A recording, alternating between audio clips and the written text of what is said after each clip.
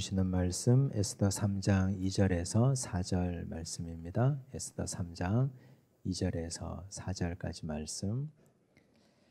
하나님 우리에게 주신 말씀을 우리 한 목소리로 함께 읽겠습니다. 대궐 문에 있는 왕의 모든 신하들이 다 왕의 명령대로 하만에게 꿇어 절하되 모르드게는 꿇지도 아니하고 절하지도 아니하니 대궐 문에 있는 왕의 신하들이 모르드게에게 이르되 너는 어찌하여 왕의 명령을 거역하느냐 하고 날마다 권하되 모르드게가 듣지 아니하고 자기는 유다인임을 알렸더니 그들이 모르드게의 일이 어찌 되나 보고자 하여 하만에게 전하였더라. 아멘. 네, 오늘은 에스더 공부 세 번째 시간입니다. 지금 오늘 우리가 함께 나눌 주제가 하만과 모르드게, 드디어 악당이 등장합니다. 아하수에로도 아주 악당 중에 악당이지만 근데 극을 더 극적으로 만들고 극의 긴장감을 더 불어넣는 사람은 이런 하만 같은 악당이죠. 하만과 모르드게를 논하기 전에 이 판을 깔아주는 사람이 있잖아요. 하만이 하만 되게 해주고 하만이 등장하게끔 그 바탕을 만들어주는 사람이 누굽니까? 그 사람이 모르드게가 아니고 너 활동하라 하고 해주는 사람이 누구예요? 아하수에로 왕이잖아요. 아하수에로에 대해서 한번 정리하고 넘어가야 됩니다.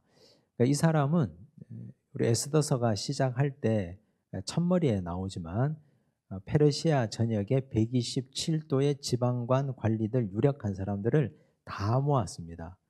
그걸 전쟁 준비하는 과정이었잖아요.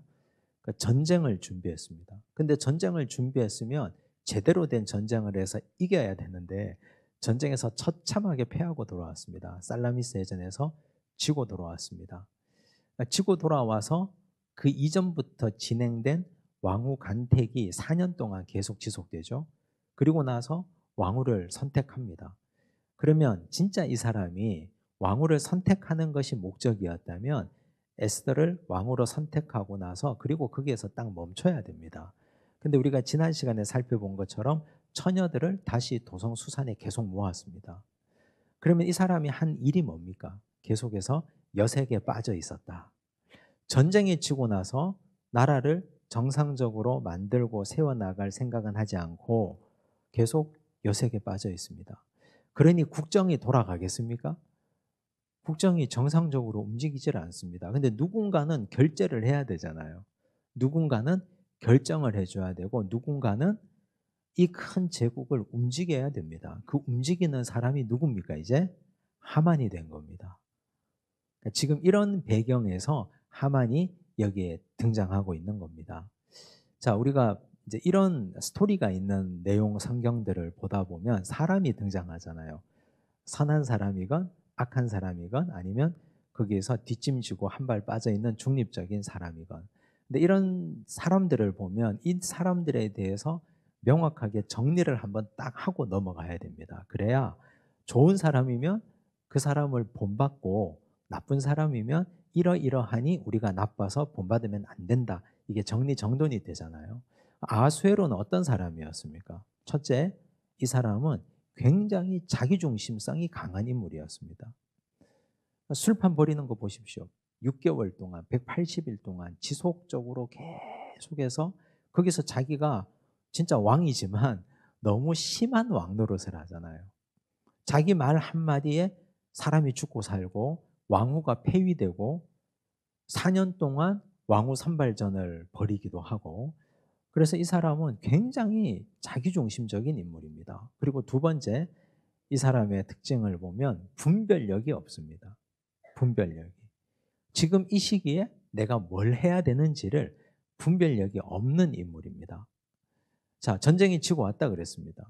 그럼 당연히 마땅히 해야 될 일이 투자한 사람들을 달래야 되고 국정을 제대로 잘 이끌어 가야 되고 자기가 잘못한 건 사과해야 되고 그리고 잘하는 걸 더 잘하려고 애를 써야 되고 남들에게 보여주려고 하건 그렇지 않건 간에 자기 자리를 좀 지켜야 되잖아요. 그런 맛이 있어야 되잖아요, 사람이. 그런 걸 안 한 거예요. 그런 걸 아예. 그래서 이 사람은 분별력이 없는 인물입니다. 세 번째 이 사람, 오늘 우리가 살펴볼 내용인데 게으른 인물입니다. 게으른 인물. 여러분, 게으름이 뭡니까? 게으름의 정의가 마땅히 해야 될 일을 하지 않는 게 게으른 겁니다. 근데 사람들은 뭔가만 열심히 하고 있으면 저 사람이 성실하다고 생각하거든요. 그게 착각입니다. 게으름과 성실은 그렇게 오해하면 곤란합니다. 성실은 자기가 마땅히 해야 될 일을 열심히 감당하는 것, 그게 성실입니다. 부모는 부모의 일을 제대로 감당해야 성실한 거고, 교회는 목사가 목사의 일을 감당해야 목사로서 성실한 거잖아요. 아니, 제가 여기서 성경 공부하고 설교하고 말씀 전하고 성경 연구하고 신방하고 해야 되는데 맨날 저 마당에 나가가지고 땅 파고 앉아 있으면 땀은 흘리죠. 열심히 땀은 흘리잖아요. 열심히 땀 흘리고 수고하고 하는데 그건 누가 좋아하겠습니까? 누가, 어느 성도가 좋아하겠습니까? 그걸 성실하다고 말할 수 없습니다. 지금 이 사람은 왕으로서 국정 운영을 자기가 해야 되는데 하만을 거기다가 꽂아 놓은 거예요. 그러니 게으른 사람입니다. 이런 사람은 절대로 성공할 수 없습니다. 그냥 하나님과 아무 상관없이 그냥 세상 사람들로 기준에 본다 하더라도 성공할 수 있겠습니까? 우리가 하나님의 백성으로 하나님은 성실하시죠.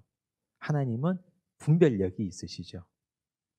하나님은 사람들을 세워주시는 분이시고, 믿음의 사람들은 철저하게 자기중심성을 깨고 하나님 중심적이어야 되고, 선과 악을 분별하고 또 선한 것 중에 가장 지극히 선한 걸 분별할 수 있어야 되고, 내가 내 위치에서 마땅히 해야 될 일을 잘 감당할 수 있어야 됩니다. 그래야 그게 하나님의 백성입니다. 그러니까 아하수에로를 통해서는 이렇게 딱 정리할 수 있습니다. 이런 아하수에로 왕, 우리는 하나도 닮으시면 안 됩니다. 이제 그 사람이 세워놓은 하만이라는 인간, 이제 이 사람에 대해서 성경이 이렇게 말합니다. 교재 39쪽 보시면 아하수에로 왕이 모든 대신 위에 둔 인물은 누구입니까?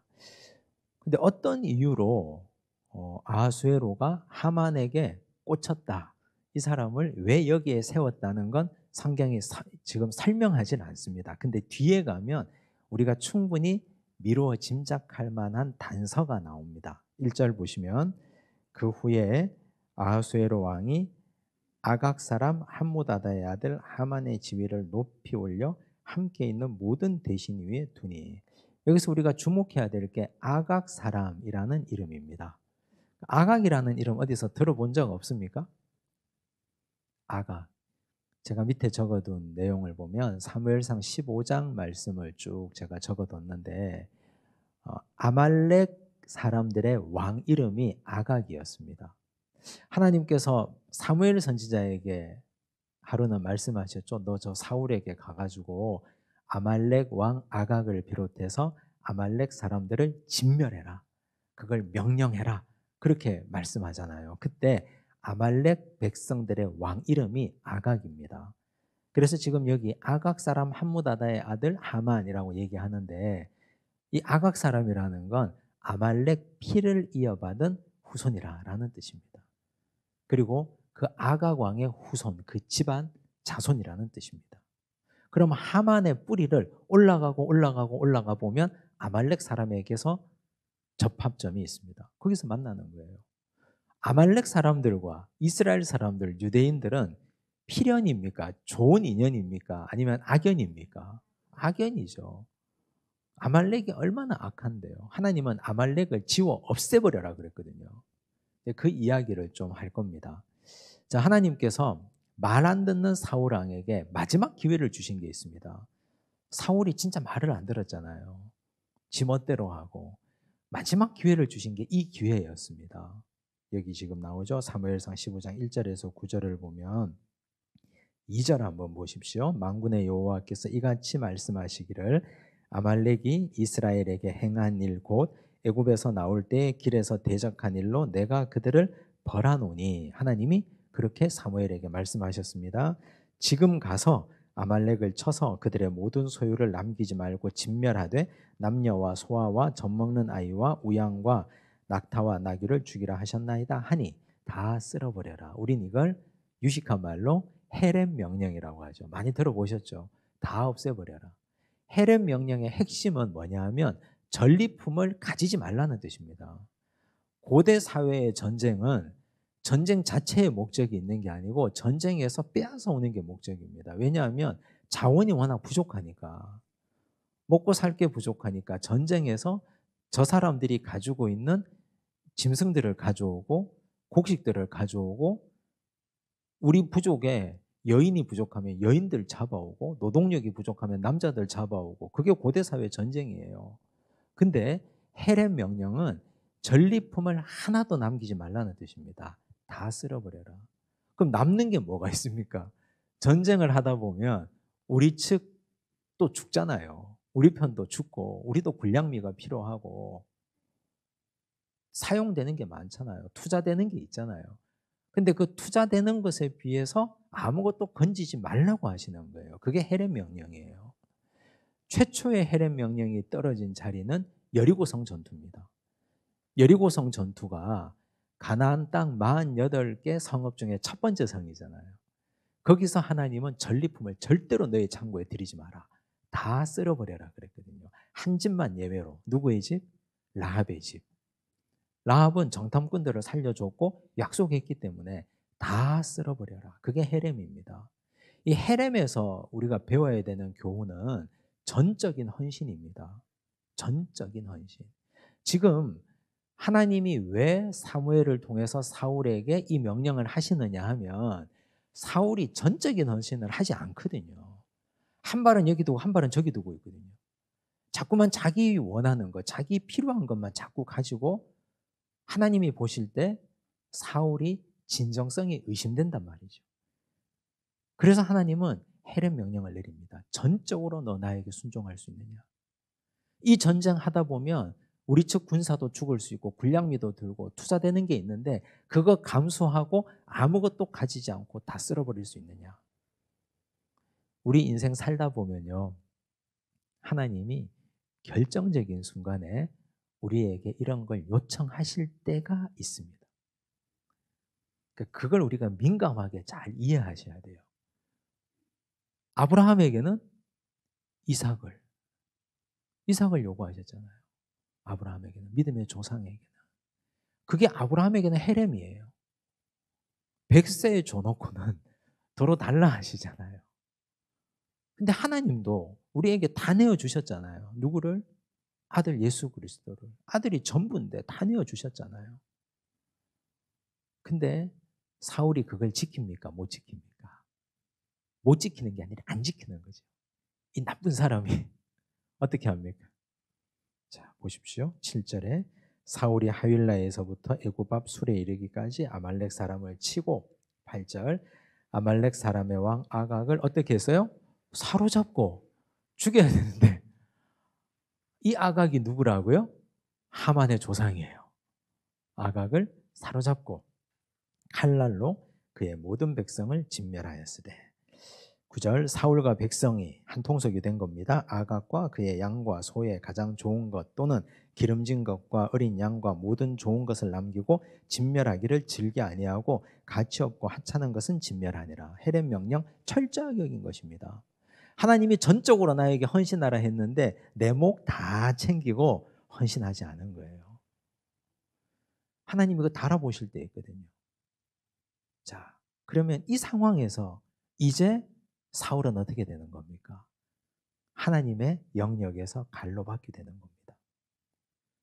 자, 그래서 사무엘이 어떻게 해요? 32절 사무엘이 이르되 너희는 아말렉 사람의 왕 아각을 내게로 끌어오라 하였더니 아각이 즐거이 옵니다. 이르되 진실로 사망의 괴로움이 지났도다 아니라. 약속을 받았겠죠, 사울에게. 넌 죽이지 않을 테다. 근데 사무엘이 이르되 내 칼이 내 여인들에게 자식이 없게 한 것 같이 여인 중 내 어미에게 자식이 없으리라 하고, 사무엘이 화가 많이 났습니다. 그가 길갈에서 여호와 앞에서 아각을 찍어 쪼개니라. 사무엘이 아각을 처단한 겁니다. 이런 사연이 있습니다. 이런 사연이. 근데 그 아각이 남긴 자손 중에 그 자손의 자손의 자손의 자손이 하만이에요. 자, 이런 악연들이 있습니다. 자, 그러면 아말렉인의 구전으로, 아말렉 사람들의 구전으로 사무엘 그리고 이스라엘 백성들, 유대인들은 그들에게는 나름의 원수 아닙니까? 철천지 원수 아닙니까? 근데 또 우리가 지난 시간에 이게 복선이라고 하고 제가 알려드린 게 있잖아요. 모르드게는 어느 집안 사람입니까? 베냐민 지파 사람이에요. 사울도 베냐민 지파 사람이에요. 자, 그러면 베냐민 지파 사람 입장에서 사울 왕은 자랑입니까? 수치입니까? 수치예요. 그렇지 않아요? 사울 왕이 실패하고 그 다음 사울 다음에 두 번째 왕이 누굽니까? 다윗 아닙니까? 다윗은 가장 위대하고 가장 사랑받았던 왕. 근데 그 다윗 왕은 유다 지파거든요. 베냐민 지파 입장에서는 이게 너무 화가 나고 우리 조상 사울이 너무 원망스러운 거예요. 우리 집안이 대대로 이 사울 왕만 제대로 잘했으면 우리 집안이 대대로 빛나는 왕의 집안이 될 수 있었을 텐데. 근데 이 사울이 아말렉 진멸에 실패한 나머지 전적으로 희생하고 전적으로 헌신하지 않은 나머지 거기에서 꺾이고 실패한 거 아닙니까? 그걸 베냐민 지파 사람들은 뼛속 깊이 가지고 있는 마음의 한이 되는 겁니다. 이해가 되시죠? 자, 그런데 아무리 말단 문지기라 하더라도 어느 날 갑자기 아말렉 아각 왕의 후손인 하만이 2인자가 되어버렸습니다. 지금 생각이 얼마나 많을까요? 얼마나 복잡할까요? 모르드게가. 그런 상황입니다. 자, 근데 2절 한번 보십시오. 대궐문에 있는 왕의 모든 신하들이 다 왕의 명령대로 하만에게 꿇어 절하되. 여러분, 왕이 제정신이 아니에요. 아하수에로가. 아무 생각이 없는 인간이에요. 제가 분별력이 없었다 그랬잖아요. 우리 지난 시간에 살펴봤잖아요. 첫 주에 공부할 때는 술 취해서 그런 줄 알았는데 술이 깨고 난 다음에도 제정신이 아닌 왕이에요. 근데 이 사람이 모든 신하들에게 하만에게 꿇어 절하라 그랬어요. 근데 이 꿇어 절하는 게 어떤 개념이냐? 그 뒤에 한번 보세요. 모르드게는 꿇지도 아니하고 절하지도 아니하니. 근데 이상하지 않습니까? 일반적으로 지체 높은, 자기보다 계급이 높은 사람에게는 고개를 숙이고 절하는 게 그게 신하된 자의 도리 아닙니까? 그리고 아랫사람의 도리 아닙니까? 적어도 그 사회에서는. 근데 우리가 이걸 오해하면 모르드게가 상당히 목이 뻣뻣한 사람이구나. 자기 사촌 여동생이 왕후가 되었다 해서 이 사람이 이런 식으로 하는가?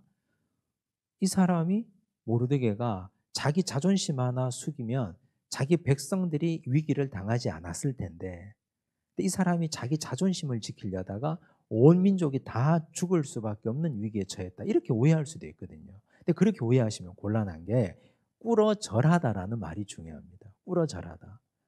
이건 어떤 느낌이냐 하면 꿇어서 얼굴을 땅에 대다라는 뜻입니다.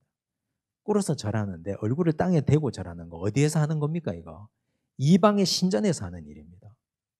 그러니 왕의 명령이라 그랬습니다. 그래서 제가 왕이 제정신이 아니라고 말하는 거예요. 지금부터 나 대신에 국정을 책임질 사람이니까 예의를 갖춰라 이 정도가 아니고 이 사람 하만에게 마치 신을 섬기듯이 너는 꿇어 절해라 신하들에게 그렇게 가르친 거예요. 근데 신하들은 그게 아무 문제가 될 게 없습니다. 왜냐하면 다신교 사회 아닙니까? 페르시아 사회가 이 신도 섬기고 저 신도 섬기고 신전에 가서 다 절하고 사는데 눈에 보이는 하만이라는 인간에게 고개 한번 숙이는 게 뭐가 문제라고. 그거 다 할 수 있거든요, 이 사람들은. 그런데 하나님을 섬기는 모르드게는 이건 못하는 거예요.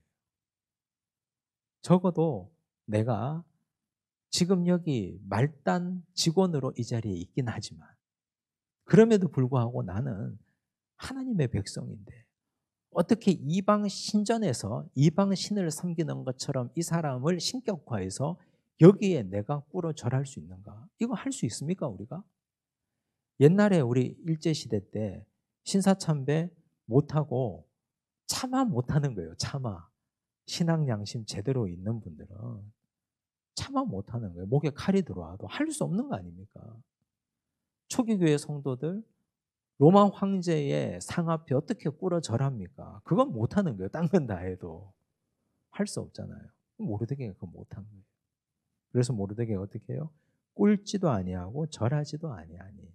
이게 되게 중요한 게요. 이거 히브리어 원문을 보면 다 미완료 동사로 되어 있어요. 미완료 동사라는 건 계속 지속됐다는 뜻이거든요. 왕이 명령해서 지속적으로 대궐 문 앞을 지나갈 때마다 꿇어서 절하라고 가르쳤고, 근데 모르드게는 한 번만이 아니라 계속해서 꿇지도 아니하고 절하지도 않았다. 이게 얼마나 괴로운 일입니까? 이 시일이 언제 끝날지 알 수가 없잖아요. 이게 굉장히 괴로운 일이거든요. 그러니까 3절 한번 보세요. 대궐문에 있는 왕의 신하들이 모르드게에게 이르되 너는 어찌하여 왕의 명령을 거역하느냐 하고. 의아하겠죠. 너는 어찌하여 하만에게 절하지 않느냐 이렇게 물은 게 아니에요. 사람들도 하만은 미워도 왕의 명령이기 때문에 하는 거거든요. 왕의 명령이기 때문에. 근데 모르드게는 왕명을 거역하고 있잖아요, 지금. 왕과 대척점에 있는 거예요. 그러니 처음에는 내가 오늘 허리가 좀 아파서, 내가 무릎이 좀 안 좋아서, 내가 지나가는 줄 몰라서, 뭐 이런 식으로 좀 핑계를 대다가 나중에는요, 4절, 날마다 권하되. 날마다. 사람들이 날마다 이걸 권하는 거예요. 하만이 출근할 때마다 계속 대궐문을 지나는데 그때마다 하지 않으니까 야, 좀 해라. 좀 해라. 너 때문에 우리까지 불똥 떨어질까 봐 겁난다. 좀 해라 이러니까 날마다 권하는 거죠. 여러분 이 날마다 권한다는 말을 어디서 본 것 같지 않아요? 요셉에게. 보디발의 처가 요셉을 날마다 유혹하잖아요. 날마다. 여러분 시험이라는 것은요.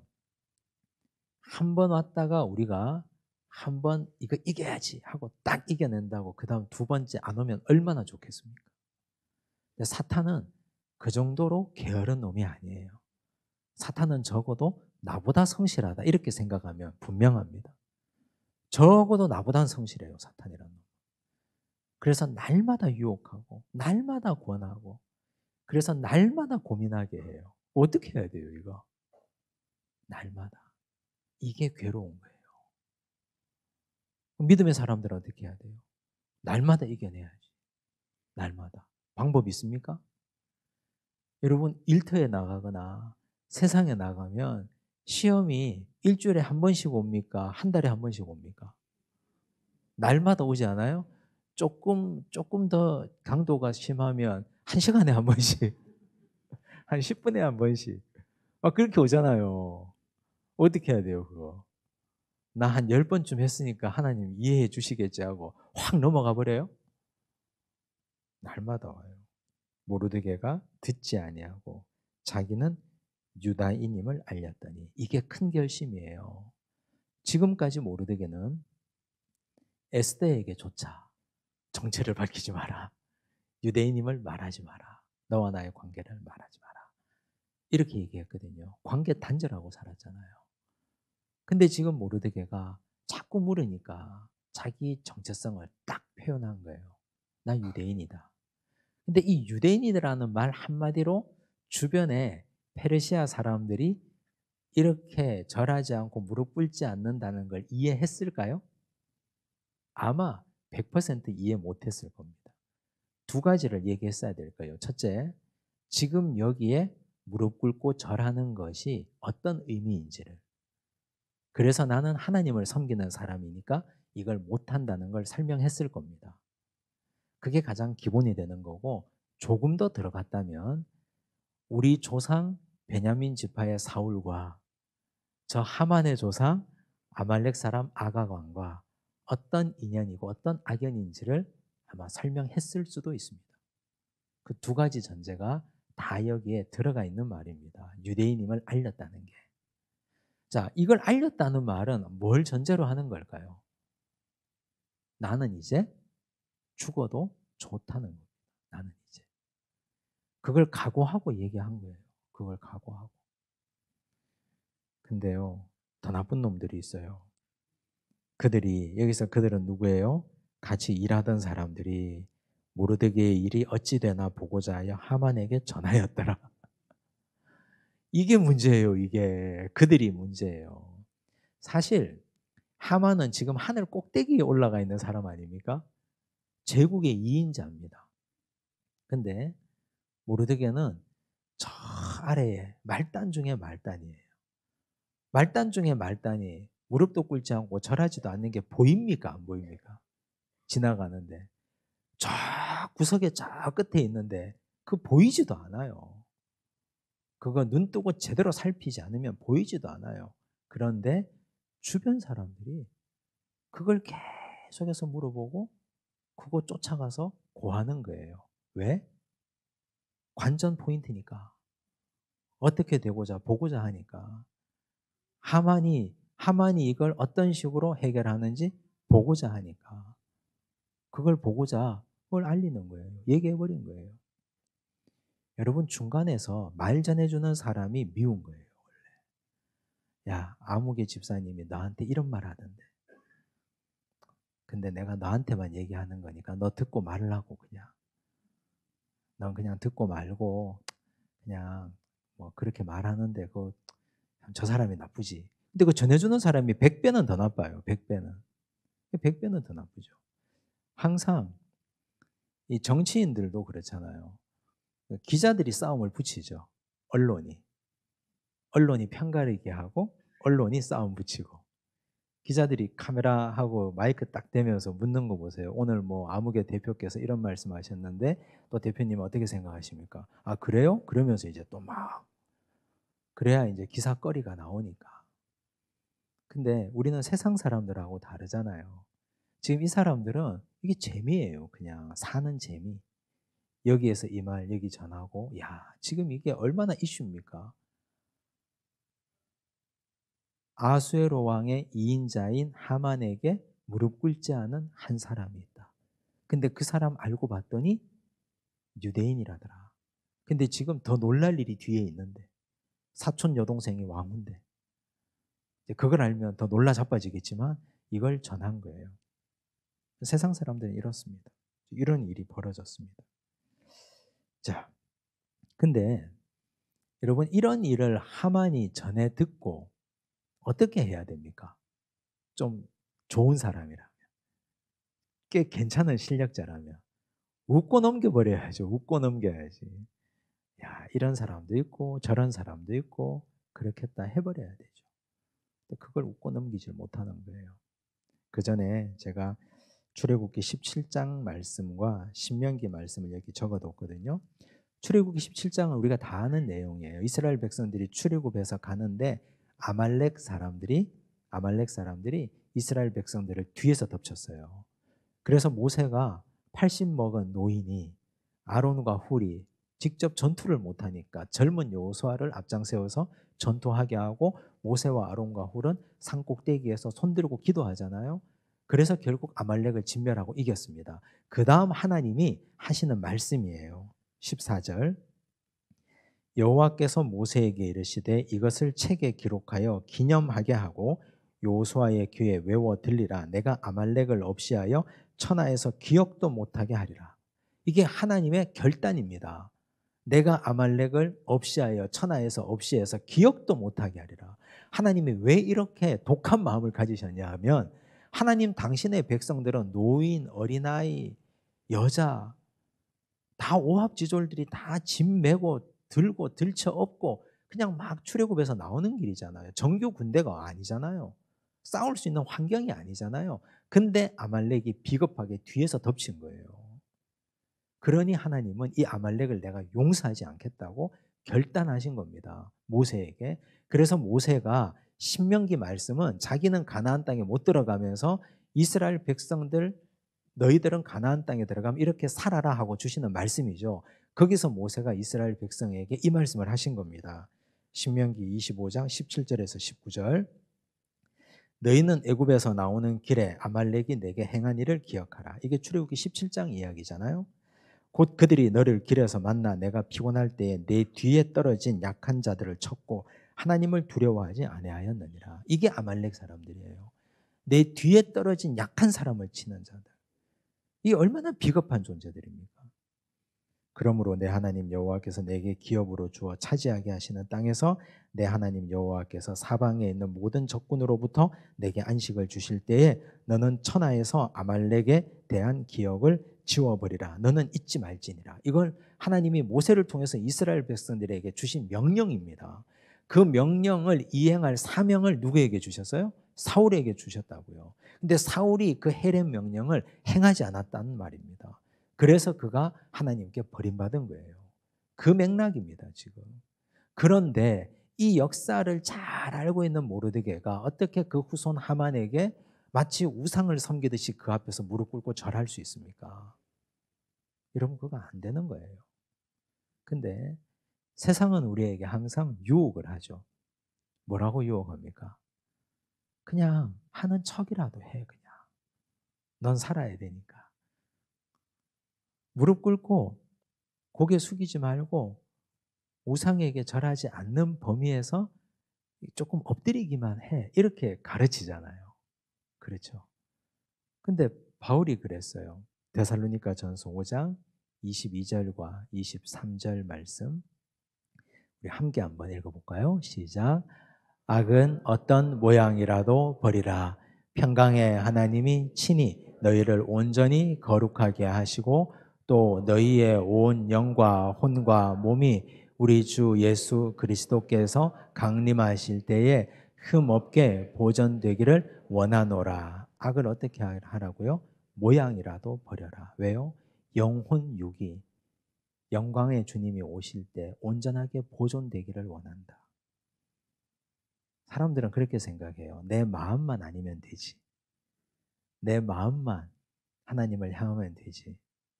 내 진심은 하나님께 있는데 내 몸이 여기 좀 무릎 꿇는다고 해서 그게 뭐가 문제가 되냐고. 근데 말씀하셨습니다. 영과 혼과 육이 주 예수 그리스도께서 오실 때에 온전히 보존되기를 원하노라. 영만 보존되는 게 아니고요. 영과 혼과 육이라고 분명히 말씀하셨습니다. 그래서 악은 모양이라도 버리라 그랬어요. 흉내라도 내지 마라. 악은 그 모양 자체를 아예 흉내내지 말고 아예 담지 말고 아예 답습하지 말라. 모르드게가 아예 절하지도 않았습니다. 무릎을 꿇지도 않았습니다. 그래서 사람들 눈에 띄고 그래서 위기를 당하는 겁니다. 여러분 이런 상황 우리가 이해하셔야 됩니다. 근데 우리는 너무 쉽게 타협합니다. 너무 쉽게. 그리고 그걸 지혜라고 우리 자녀들에게 또 가르쳐 줍니다. 그냥 하는 척 해, 그냥 하는 척 해. 마음만 아니면 되니까. 자, 모르드게에 관한 말을 전해들은 하만은 어떻게 반응하느냐. 5절 보세요. 하만이 모르드게가 무릎을 꿇지도 아니하고 절하지도 아니함을 보고 매우 노하더니 누가 전해주니까 이제 그걸 눈여겨본 거예요. 그래? 내가 이제 제대로 보지. 자, 잠깐 서봐라. 보자. 저기 서 있는 놈이 누구냐? 아, 저놈이 하만이냐? 저놈이 모르드게냐? 하고 하만이 딱 본 거예요. 매우 노하니. 여러분 여기서 누가 생각납니까? 매우 노한 걸 보니까 아하수에로 왕이 생각나야 돼요. 너무 닮았어요. 하만과 아하수에로가. 아하수에로는 어디에서 화가 났습니까? 자기 왕비가 술 취했는데 불렀는데 오지 않으니까 거기 매우 노했거든요. 그래서 사람들은 좀 큰 그릇이 되고 넓은 그릇이 되고 적어도 제국을 통치할 만한 사람이 되려면 그냥 이 정도는 못 본 척하고 넘어가 줄 수도 있어야 돼요. 그냥 저 말단 직원이 저 문지기가 그런 사연이 있겠지. 유대인이니까 그래 하고 그냥 넘어가 버려야 돼요. 그냥. 근데 그걸 못하는 거죠. 그걸. 그래서 아하수에로와 하만이 똑같습니다. 너무너무 닮았어요. 무섭게 닮아 있습니다. 또 닮은 게 하나 나오죠. 6절에 그들이 모르드게의 민족을 하만에게 알림으로, 이 그들이 문제죠. 중간에서 고자질하는 놈들. 하만이 모르드게만 죽이는 것이 부족하다고 생각하고, 하만 정도면 모르드게는 지금 당장 목을 칠 수 있습니다. 지금 당장. 근데 모르드게만 죽여서는 안 되겠다 생각한 거예요. 그래서 어떻게 해요? 아하수에르의 온 나라에 있는, 즉 페르시아 제국 127도에 있는 유다인 곧 모르드게의 민족을 다 멸하고자 하더라. 여러분, 이것도 아하수에르와 너무 닮았죠. 아하수에르가 어떻게 했습니까? 자기 왕비 와스티가 불러서 오지 않으니까 조서를 내리죠. 전국 127도의 모든 여자들은 남자들의 말에 순종해라. 이걸 성급한 일반화라고 제가 말씀드렸잖아요. 이런 식으로 해버리는 거예요. 한 사람이 잘못했으면 지금 모르드게는 죽을 각오를 하고 하는 거예요. 그 사람 불러서 목을 치면 그냥 끝나는 일이에요. 물론 거기에 에스더가 어떤 역할을 할지 우리는 알 수 없으나, 근데 하만은 이제 여기서 끝나서는 안 되겠다. 유대인 모두를 진멸해야 되겠다. 아마 하만도 생각했을 겁니다. 자기들 아말렉 민족의 조상적부터 내려오는 그들의 이야기를, 이스라엘의 하나님이 우리 민족을 다 멸하라고 했다. 진짜 다 멸망당할 뻔했다. 이제 내가 내 손에 기회가 왔으니 이 기회에 유대인들을 다 멸절시켜버리겠다. 이제 역헤렘이죠. 역헤렘. 거꾸로 아말렉 민족의 자기가 지도자가 되어서 그 사명을 가지고 역설적으로 헤렘하는 겁니다. 여러분, 이게 얼마나 무서운 거예요. 지금 이게 결국은 올라가 보면 그 화근이 누구에게부터 오는 겁니까? 사울에게서부터 오는 거예요. 사울이 하나님께서 사무엘에게 주신 명령대로 아말렉 족속을 완전히 진멸시켜 버렸다면 하만은 여기에 남아 있을 수 있습니까? 없습니까? 없는 거죠. 자기 눈에 좋은 사람 살리고 자기 눈에 좋은 건 다 살렸어요. 아각은 물론 사무엘이 죽였지만, 그래서 악은 뿌리를 뽑아야 됩니다. 악은.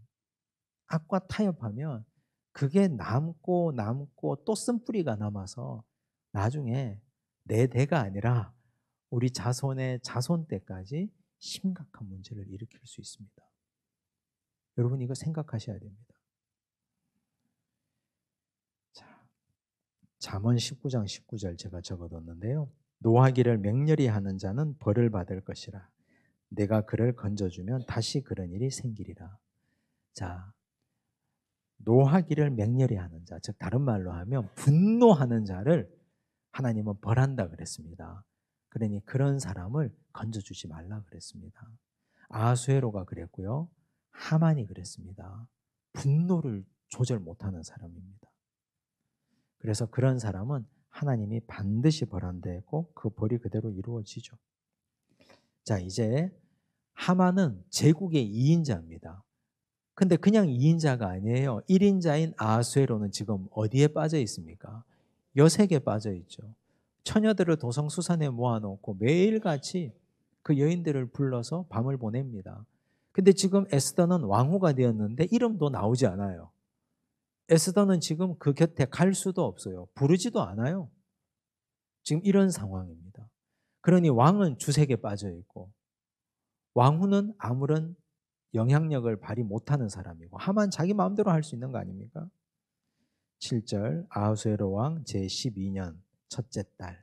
아하수에로 왕 제12년이라고 하면 우리가 연도를 한번 계산을 좀 해봐야 되죠. 할 일 없이 그냥 아하수에로가 왕이 됐을 때가 기원전 486년이니까 제12년이니까 기원전 474년 정도 됐을 거고, 첫째 달 곧 니산월에 무리가 하만 앞에서 날과 달에 대하여 부르고 제비를 뽑아.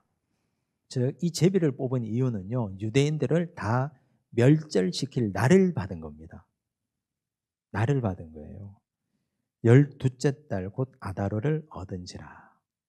여러분, 니산월과 아다롤은요 바벨론 시대 때 그들이 불렀던 이름. 그래서 이건 히브리 이름이 아닌데 이 니산월은 유대인들의 원력 또 페르시아인들의 원력에 의하면 요즘 현대력으로 하면 3월 말에서 4월 정도 되는데 그건 별로 중요하지 않은데 그게 첫째 달이에요. 첫째 달. 첫째 달 제비를 뽑았는데 언제 처형하라고요? 12번째 달.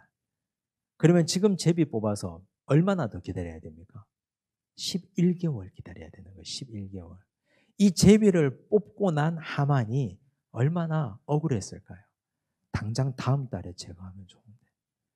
근데 11개월 뒤나 기다려야 되는 거예요. 이 11개월 뒤. 자, 근데 이 제비 뽑는 건요. 하나의 절차입니다. 그 사람들이 다 다신교 문화잖아요. 신전에 가가지고 날을 봤는데 신전 제사장들하고 신전 여성들 있잖아요. 그 사람들 앞에서 제비를 뽑는데 그 제비 뽑은 날이 12번째 마지막 달이었습니다. 그래서 11개월이라는 시간이 주어졌습니다. 그러면 이 11개월이라는 시간은 하만에게는 굉장히 지루하고 기다리기 힘든 시간이고 유대인들에게는 어떤 시간입니까? 이 시간이 죽음의 시간이에요. 이제 11개월 남았습니다. 날 받아 놓은 거예요. 날 받아 놓은 거, 죽을 날. 자연사 하는 게 아니고 그냥 그들의 칼에 죽을 날이에요. 사륙당할 날입니다. 진멸의 날, 죽음의 날입니다. 자, 하만은 유다인들을 제거하기 위해 왕의 허락을 받습니다. 구체적으로 어떤 방법으로 허락을 받습니까? 8절. 이제 하만이 그래도 허수아비지만 왕은 왕이니까 아하수에로 왕에게 아뢰입니다. 한 민족이 왕의 나라 각 지방 백성 중에 흩어져 거하는데 그 법률이 만민의 것과 달라서 왕의 법률을 지키지 아니하오니 용납하는 것이 왕에게 무익하니이다. 왕이 옳게 여기시거든 조서를 내어 그들을 진멸하소서. 여러분 여기 이 하만이 하는 말을 보면 구체적입니까? 구체적이지 않습니까? 전혀 구체적이지 않아요. 원래 이 정도 대규모 사륙을 하려면 육하 원칙이 정확하게 있어야 되지 않아요? 지금 여기 보니까 한 민족이라 그랬는데 그 민족이 어느 민족인지 명시하지 않습니다. 왕의 법률을 어긴다 그랬는데 그 법률을 어떤 식으로 어떻게 누가 어떻게 조직적으로 어겼는지 말하지 않습니다. 왜? 법률 어긴 적이 없거든요. 그렇잖아요. 왕의 명령을 어겼지 왕의 법률을 어긴 적이 없잖아요. 이게. 그래서 구체적이지 않고 명확하지 않습니다. 선후, 앞뒤, 좌우가 분명하지 않습니다. 그냥 이렇게 말해버려요. 그런데 하만이 믿는 구석이 있었습니다. 내가 은 1만 달란트를 왕의 일을 맡은 자의 손에 맡겨 왕의 금고에 드리리이다 하니. 이거죠, 이거. 여러분, 은 1만 달란트가 지금 어느 정도 규모의 돈일 것 같으세요? 역사가들의 기록에 의하면 그 당시 페르시아 전체 1년 예산의 3분의 2에 해당하는 돈이었답니다. 어마어마하죠. 어마어마해요. 페르시아가 127도를 다스리는 제국 아닙니까? 그 1년 예산의 3분의 2예요. 와. 자, 그러면 여기서 우리가 미루어 짐작할 수 있는 게 하만이 왕의 2인자가 되었던 까닭이 이거 아니겠습니까? 이 돈. 어마어마한 돈, 권력. 지금 왕은 돈이 필요한 상황입니다. 아하수에로는. 국고가 탕진됐습니다. 전쟁에 지고 왔다고요. 사람들을 이렇게 붕업시켜서 돈을 걷어서 갔는데 투자된 돈을 돌려주기는커녕 자기 갖고 있는 국고도 다 써버리고 왔습니다. 전쟁에 졌으니까. 근데 그걸 갑자기 어디에서 나타난 아말렉 사람 하만이라는 사람이 채워주거든요. 그러니까 제국의 2인자로 만들어주는 거죠. 그리고 한 민족을 멸절하겠다 하면서 은 1만 달란트를 꽂아 놓겠다는 겁니다. 자, 그러면 사람들을 죽이는데 돈이 들까요? 안 들까요? 돈이 들죠. 돈이 들죠. 유태인들을 학살하는데 돈이 들죠. 전국 127도에 다 전령들을 보내야 되고 그게 행정 비용들이 들 것 아닙니까? 그 돈도 제가 이 돈에서 처리하겠습니다. 그러니 허락만 해 주십시오. 왕이 허락 안 할 수 있습니까?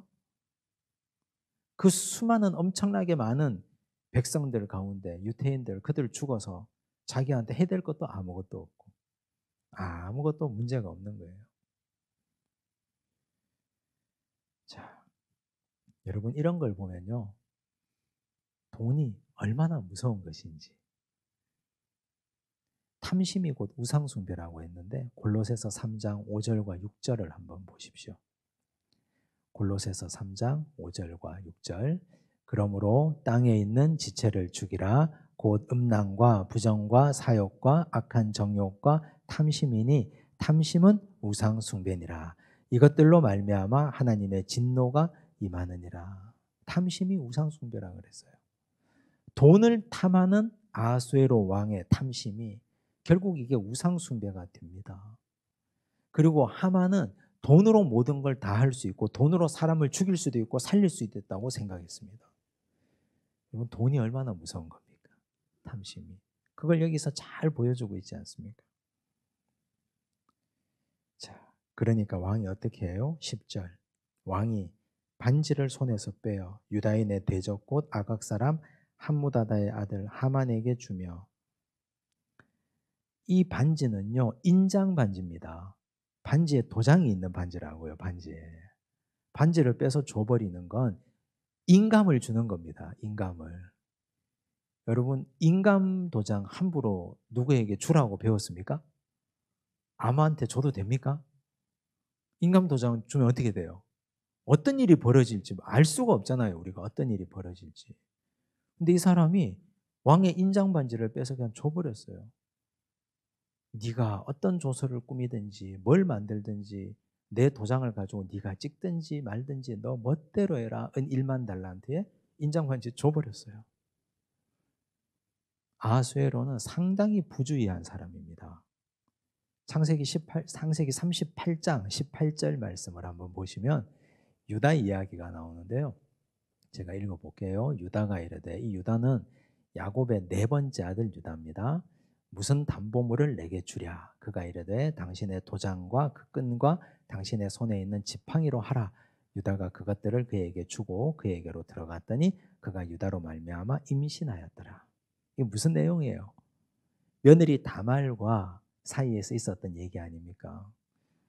그 이야기는 이제 우리가 창세기 이 본문이 가까이 오니까 그때 가서 얘기하고, 며느리를 창녀로 착각해서 한순간 정욕이 발동한 유다가 이 여인과 하룻밤을 위해서 자기 걸 내놓는데, 창녀인 줄 알았던 며느리 다말이 담보물을 내라 그랬거든요.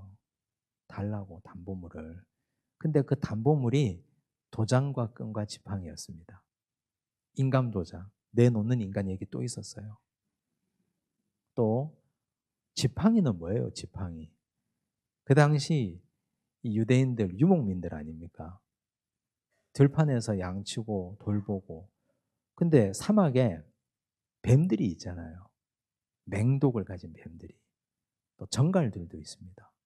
지팡이가 있어야 자기를 보호할 수 있거든요. 뱀이 오면 뱀의 머리를 콕 누를 수 있는 거. 정갈을 집어다가 던질 수 있는 거. 그거 줘버렸어요.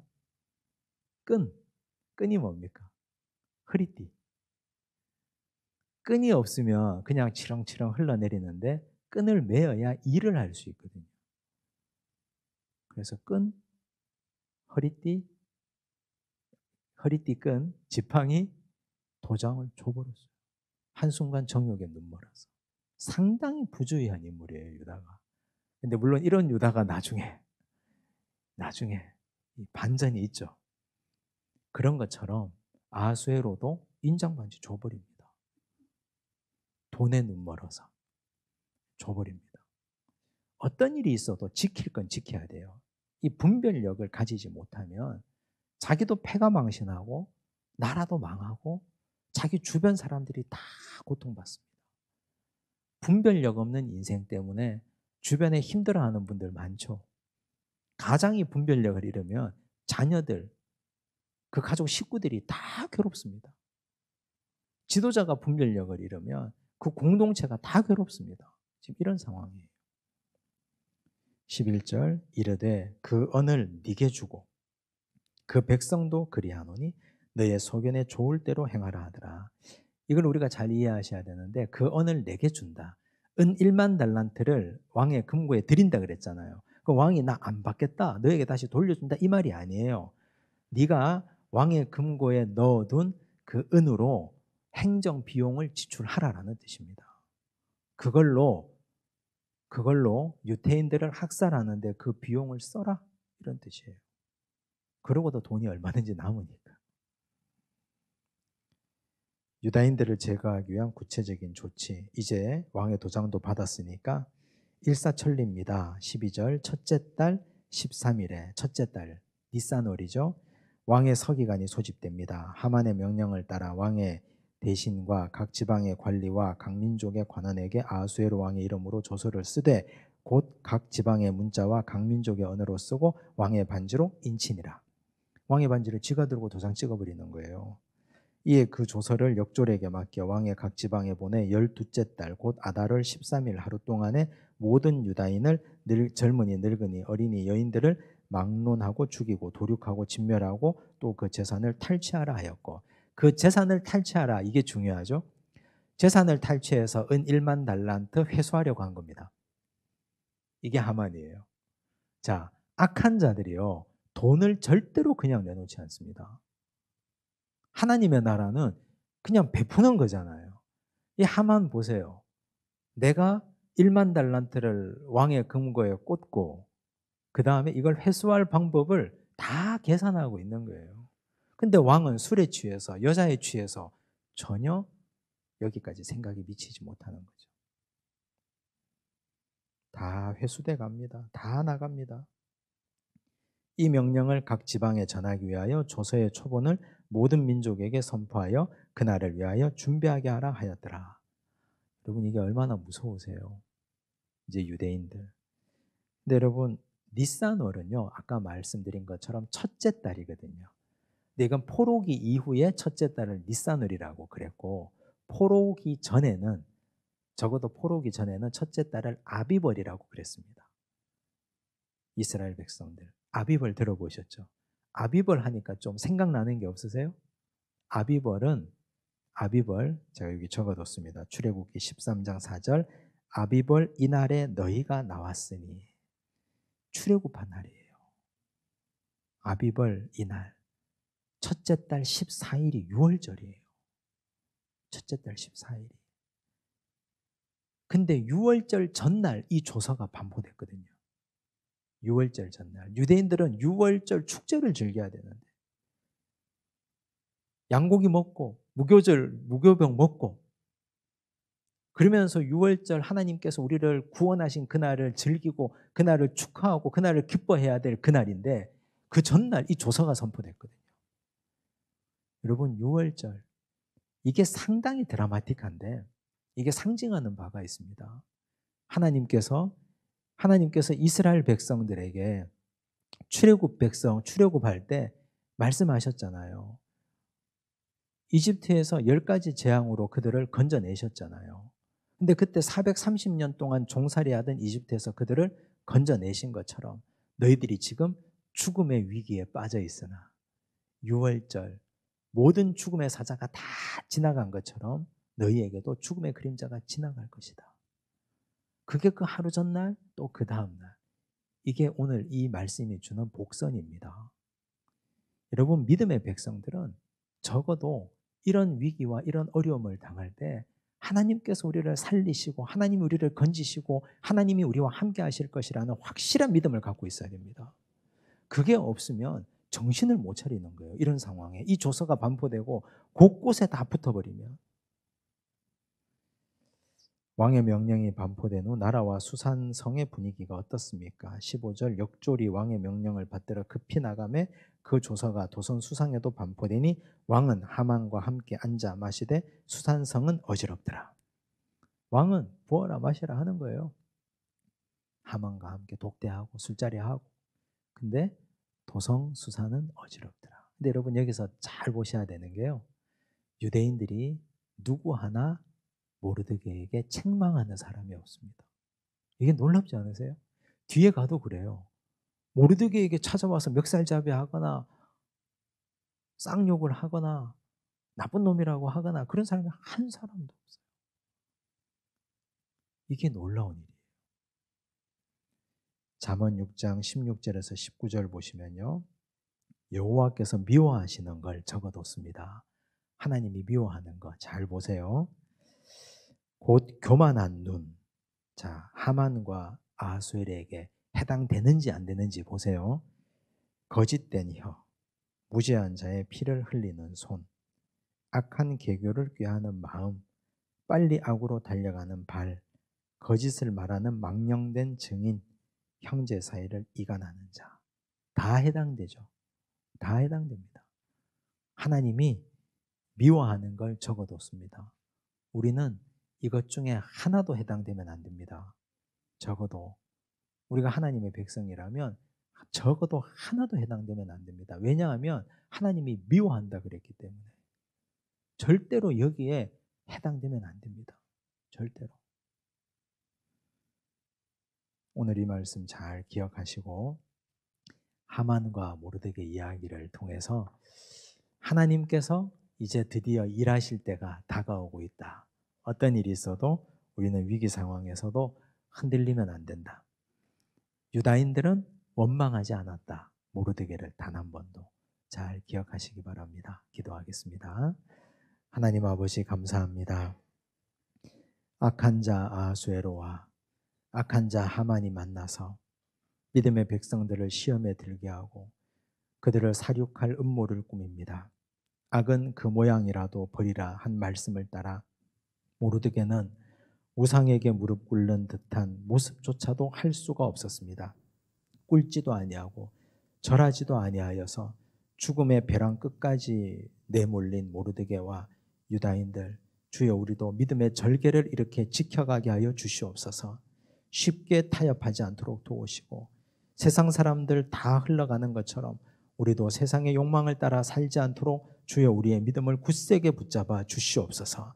하나님께서 기뻐하시는 믿음의 길을 걷게 하옵시고 손해볼지라도 아버지께서 기뻐하시는 그 길을 쫓아 걸어갈 수 있는 하나님의 자녀 백성 삼아 주시옵소서. 결국 하나님의 백성이 승리함을 깨닫게 하시고 그 승리의 끝에 주의 백성이 개가 부르며 하나님의 깃발 흔들며 서 있는 놀라운 축복과 영광과 은총도 허락하여 주시옵소서. 모든 말씀 예수님 이름으로 기도드리옵나이다. 아멘.